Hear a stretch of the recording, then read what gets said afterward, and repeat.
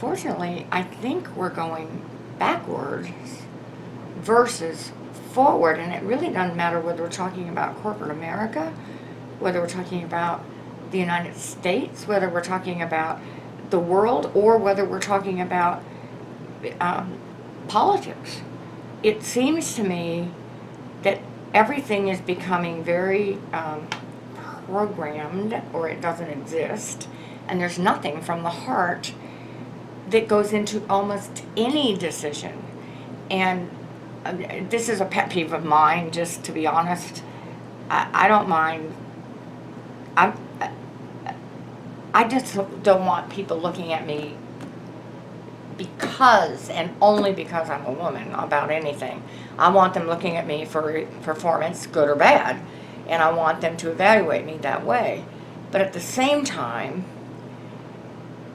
the one criticism that I've received from male bosses over the years, not all bosses, I mean, I've been so blessed to have my best boss and best friend and best mentor has never been this way, but I've had other bosses who would say to me every time that I would get really into a subject, especially if it was more heartfelt than it was strategy felt, he would say, "You're too emotional."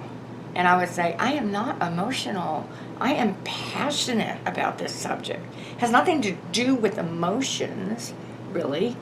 I mean, because if I would get upset, he would think, "Oh, that's just the female in her."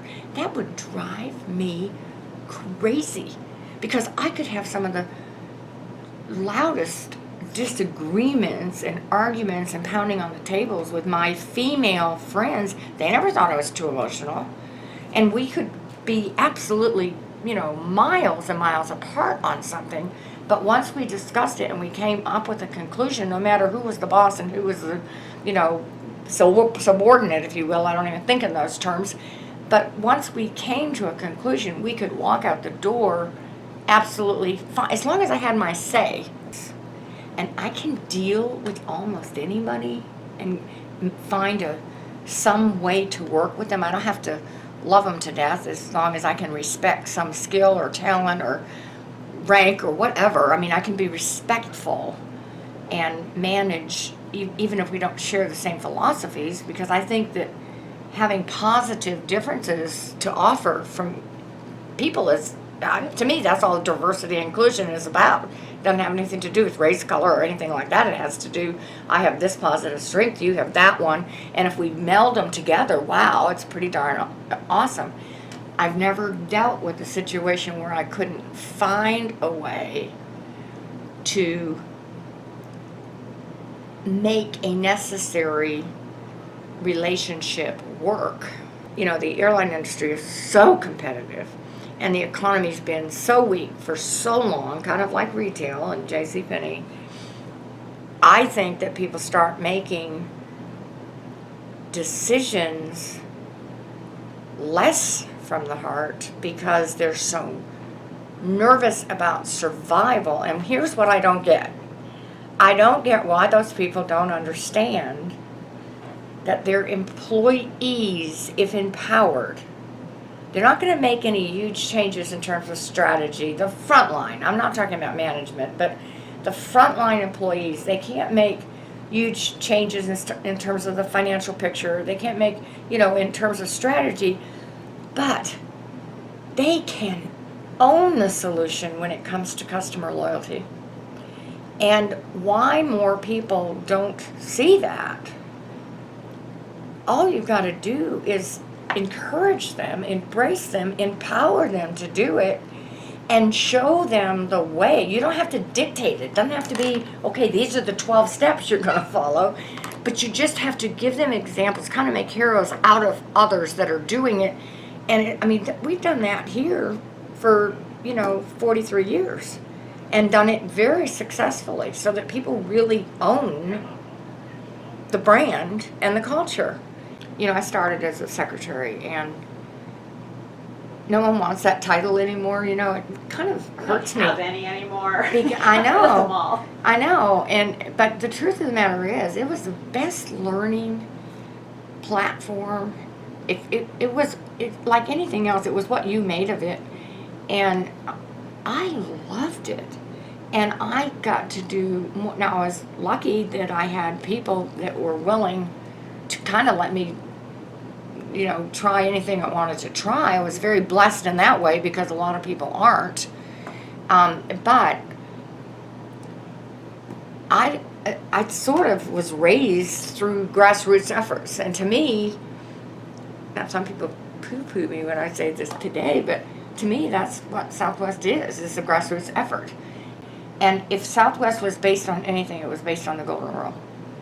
I mean, we talk about it like other people would talk about, I don't know, holiday celebrations, It doesn't have to be complicated. There don't have to be 800 rules about how you treat people. You just have to practice the Golden Rule, on or off the clock, with each other, with your customers, with anybody you come into contact with. It's really simple, We're a very forgiving company if you make a mistake. And as long as safety is not involved, it can't be, but we're a very, very forgiving company if somebody takes a little longer. But it's not just words when we say we hire for attitude and we train for skills. We won't hire a person that needs highly skilled technical abilities to perform the job that he or she's trying to get, but we turn down highly skilled and talented people every day if something about their attitude turns us off and tells us, not necessarily that they're a bad person, but tells us that they wouldn't fit within our culture. Everybody doesn't have to be lovey-dovey. Everybody doesn't have to be touchy-feely. I mean, we actually hire individuals. We don't hire to fill slots. And we tell, just like parents should, a lot don't, but just like parents should, we tell our kids what our expectations are. And when I say expectations, they're really requirements. And we make it very clear. We don't have 150 rules, but we've got 3 or 4 or 5 that are really, really important. And we will hold ourselves accountable for them before we hold you accountable for them. And you've got to do that, or otherwise you can't lead anything. And we are not forgiving about mistakes and attitude and absolutely defined expectations as to what your attitude will be. We just won't forgive. I think I learned most of my basic values from my mom. We were a very poor family, and she was not well educated or skilled or trained, but she had a huge, loving, caring heart, and she raised 3 kids, even though she was married. You learned from good leaders and from bad, and my dad was not a role model of any kind except how I didn't want to turn out.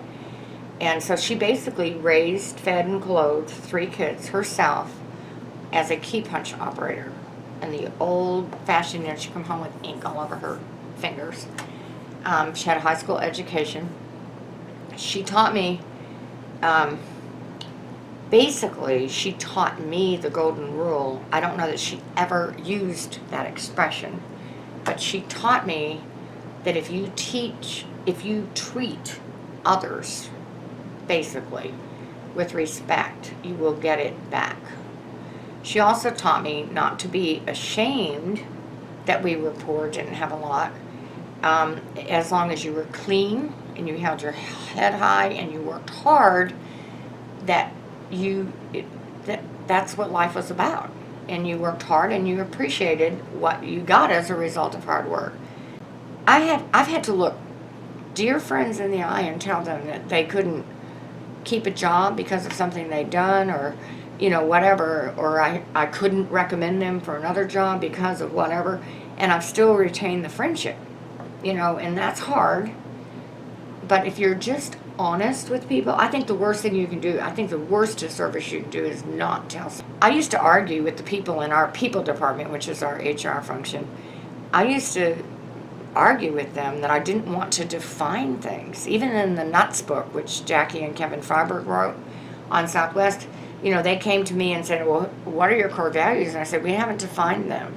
And in the Nuts book, which I don't know if you've ever read it, but they listed 13, and the only argument I had with them was they didn't have the golden rule down. And I said, that's the number one core. They said, that's not a value. I said, oh, yes, it is. It is a value. And so we argued about that. And so they did a whole chapter, or not a chapter, but a whole paragraph or two on the golden rule, but they still didn't list it. Well, now that we've defined basically our leadership expectations, I have got the golden rule as big as bold as brass up there. But I thought if you started defining things, you limit them. And so if one thing works for Vicki, and another works for me, and a third works for Herb, as long as it all works together, who cares? I don't want to define the Southwest Spirit. Well, I mean, come on. The Southwest Spirit is whatever turns you on. I mean, you know what I mean? And it's, so I don't like defining things because I think it limits.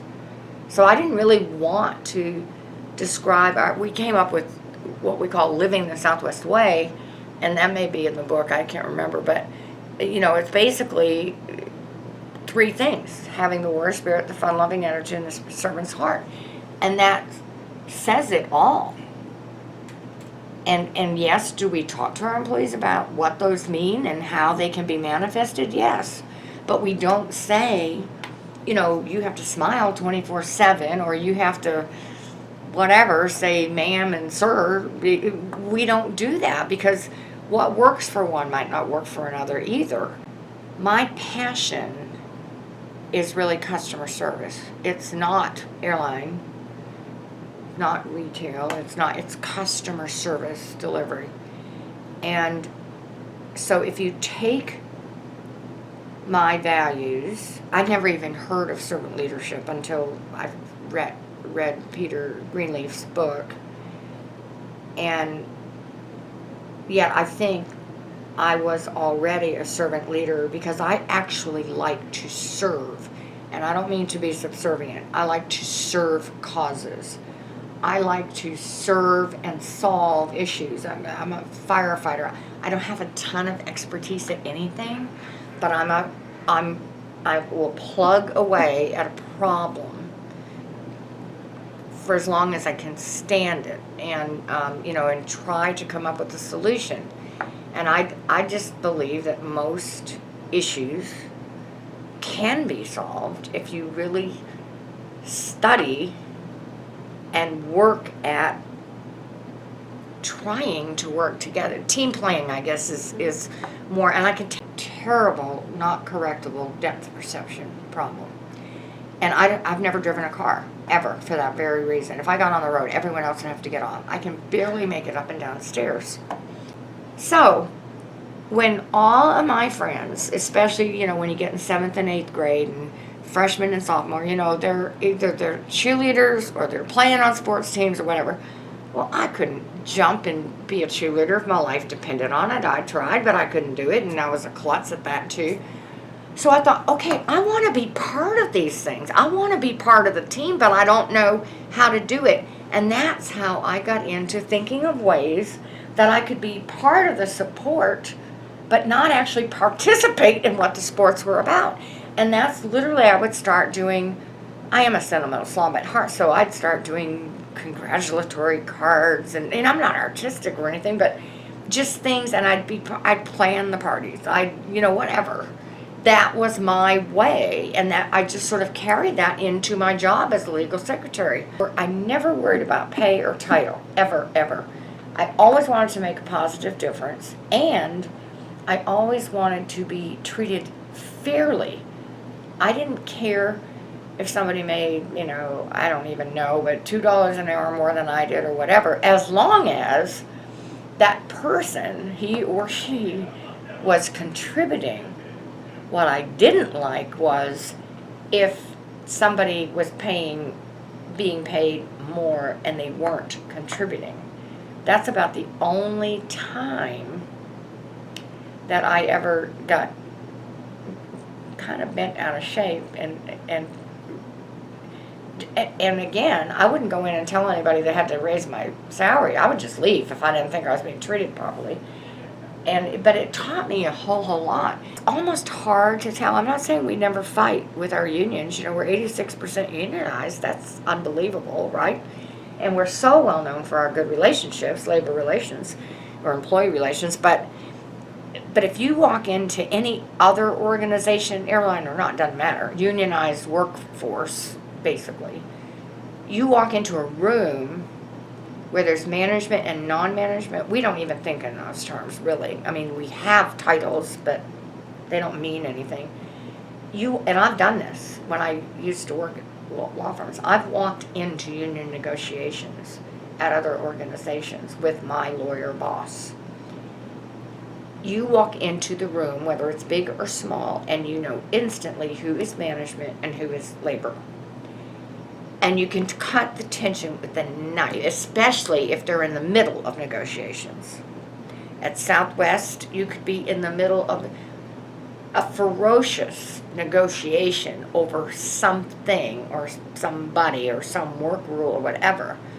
But if you walked into the room at the beginning of the day, when you walked in as a total stranger, you would not know who was on, because they're not on one side versus the other. They're intermingling, they're talking, they know each other by their first names, they know their families, they know something about them because that's who we are.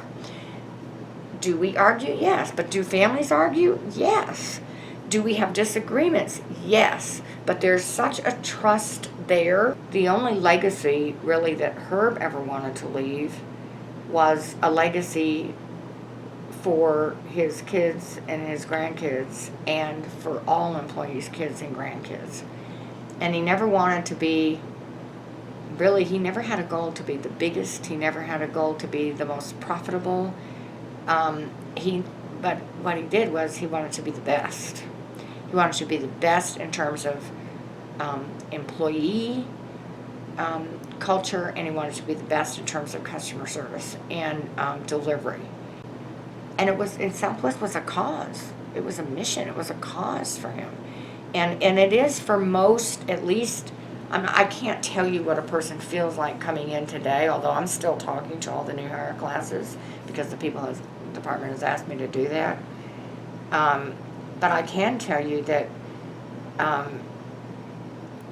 for the people that have been here 30, 25, 30, 35, 40 years, it is still a cause for Southwest. For the people. It's a cause to really open up the skies of America and to give everyone the freedom to fly. That's not just an advertising line. That's really what we wanted to do. And back at the time that we were talking about it, nobody had the free. If you weren't rich or a businessman on a travel account, expense account, you didn't fly. People thought flying was for the elite. We're sort of the airline for the middle guy, or the middle America. I just wanted to be part of something good, something positive, something good, and something that I could feel proud of. That is really and truly, that's just who I am. And it's just the way I've tried to lead. And all the lessons that I've had from unbelievable mentors, and I have had many, male and female actually, I have tried to pay it forward to others, and many times, especially many times it's not money, but sometimes it is money, but many times I've said to the people, well, what can I, when they say, well, what can I do? You've saved my life. I just say, look, you don't owe me anything. I just want you, when and if the time comes that you can do something similar for somebody else, do it. And then send me a note and tell me you've paid me back. Because that's all I want. Because if I hadn't had people do that for me, I wouldn't be sitting here today. And I mean that from the depths of my soul,